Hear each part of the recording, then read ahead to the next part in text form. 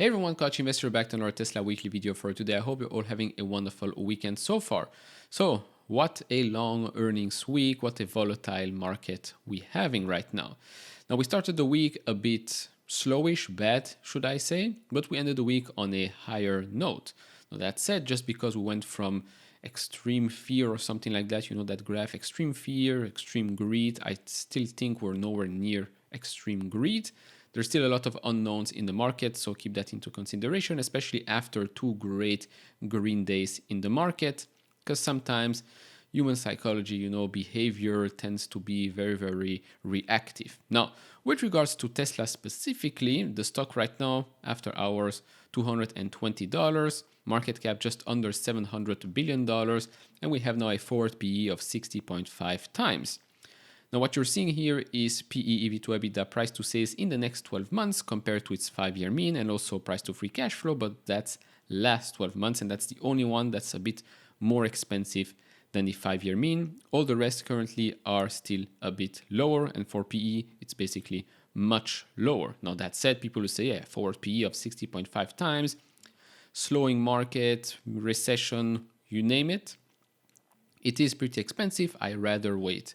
Fine, but if you look at the 5-year mean, we can even put here the 10-year one, and you will see that, well, Tesla has never really been trading at much cheaper levels besides, well, at the start of this year when it was trading at around $100 or so. It had a PE for the next 12 months of around 23.7 times, which in my opinion was completely ridiculous. So yes, it's always trading at a premium, just like any other quality business out there. Now in this video, we're going to go over numbers out of Europe. There's been a lot of reporting for the month of October, sales numbers out of China as well.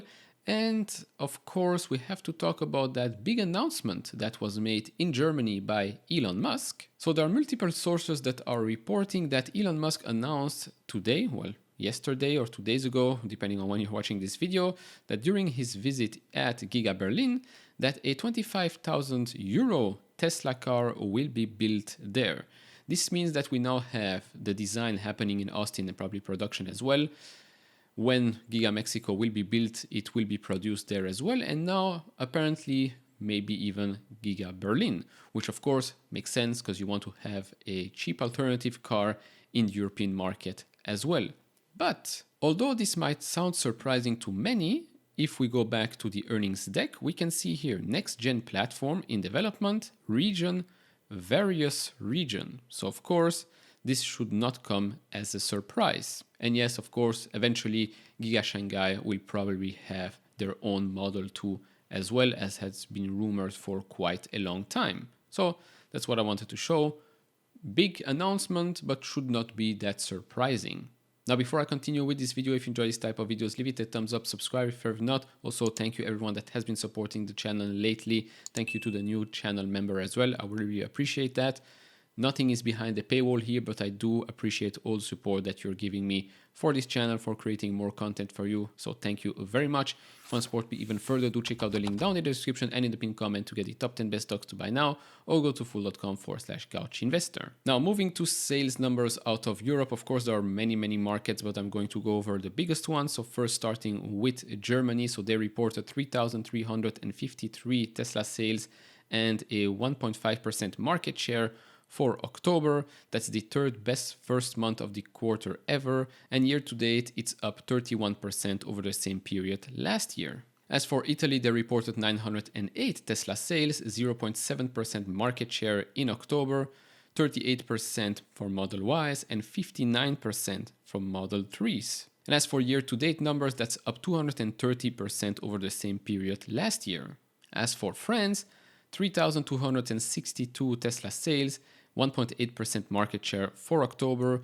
The breakdown here, 56% Model Y, 41% Model 3. Year to date, it's up 144% over the same period last year. And so if we go and look currently for the month of October, it looks like it's going to be probably the best month of October ever for Tesla sales in Europe. Why is that? Well, because only half of the European countries have reported their sales, which account for 54% of the sales volume. Now, of course, a lot can change for the month of November and December, but currently October looks pretty good. And here you can actually see from a couple of countries, not just from the European one. So Tesla sales in Q4 are slightly ahead of Q3. Australia and Germany delivered fewer cars than in July, but South Korea, as you can see, is filling that gap. As for Australia, they reported 1,988 Tesla sales and 1.9% market share for October. That's 41% Model Y, 59% Model 3. Year to date, they are up 164% over the same period last year. Then moving on to China. So for the week October 23 to 29, China reported 10,800 insurance registrations. So that's down 13% quarter over quarter, but still up 39% year over year. And of course, now that we're seeing the Highland, we are going to see that number jump a bit. We started a bit weakish, but we're starting to pick it up. As for the wholesale sales, that reached 72,115, so that's local sales plus export for the month of October.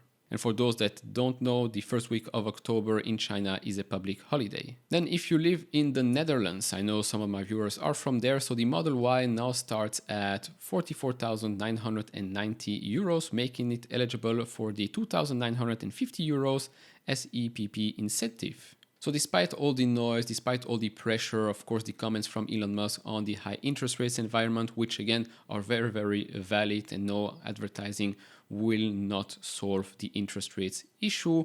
By the way, advertising, talking about free advertising, he went on the Joe Rogan podcast.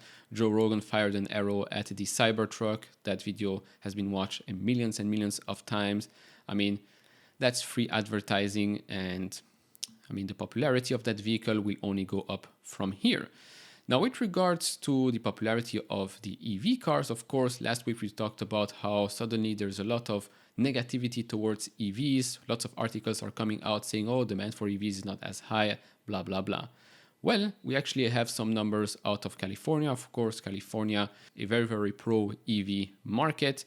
So we've got here the California New Car Dealers Association releasing the third quarter 2023 auto outlook. Registrations continues to rise, and new EV models contribute to 14.3% sales increase year to date. Now, if we go and dig a little bit deeper, we can see that Tesla, as for registrations, year to date, it's up 38.5%. Market share is down 8.9%, but that's also because the market keeps increasing. And this is, of course, talking about new battery electric vehicles. As for the top 15 selling BEVs and plug-in hybrids year to date through September, who's the number one and number two? Model Y and Model 3. Now, if we go and look at the overall California new car and light truck registrations, if you look here down, you can see Tesla year to date 2022, 11.2% market share, year to date 2023, 13.5%. But there is one brand with a higher market share, and that's Toyota. In my opinion, this just shows how important it is to have an affordable model. It's not just about advertising, it's about having an affordable model that you can sell no matter what time it is in the economic, geopolitical, whatever environment. Now, last thing here is obviously the graph. Like I said, $200, the magic mark here, was a bit respected. Yes, we went a bit lower, but hey, a quick rebound, and now we're back at that previously a support line back in August, which was $220 mark or so. We got a bit of a rejection here on the daily from the 20-day moving average. Right now we are sitting at 220. RSI still pretty neutral.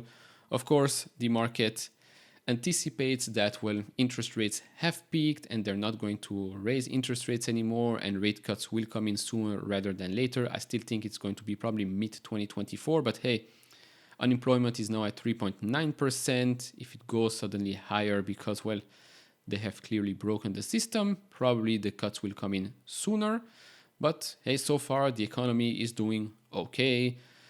Earnings are also, I think, better than what was feared. So we are in a strange environment. But again, going into 2024, it's election year. Lots of things can change. But that will be it for this video. Of course, do share your thoughts down in the comments below. If you enjoy this type of videos, leave it a thumbs up, subscribe if you have not. I'll see you all in the next one. Bye-bye.